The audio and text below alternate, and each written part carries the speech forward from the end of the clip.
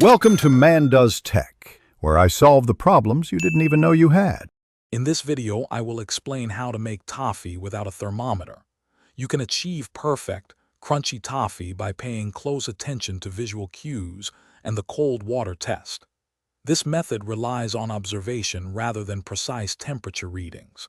Using a heavy-bottomed pan is crucial for even heating and preventing scorching.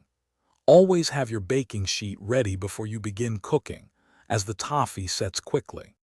To begin, combine your butter, granulated sugar, and a small amount of water in a large, heavy-bottomed saucepan.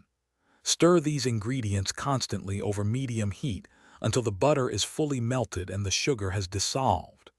This continuous stirring helps prevent the sugar from crystallizing.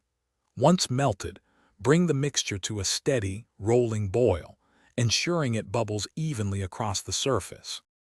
As your toffee cooks, observe its color carefully.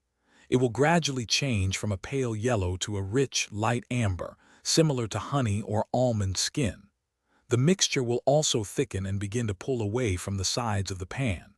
To confirm doneness, perform the cold water test. Drop a small amount of the syrup into very cold water.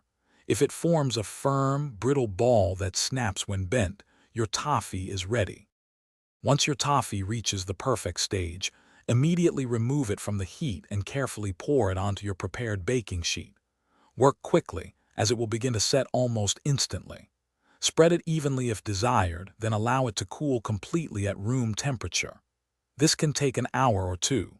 Once firm, you can break it into delicious pieces. For more great deals, including the Shark AI Ultra Robot Vacuum, check the description below. Thanks for watching. If you found this helpful, don't forget to like and subscribe.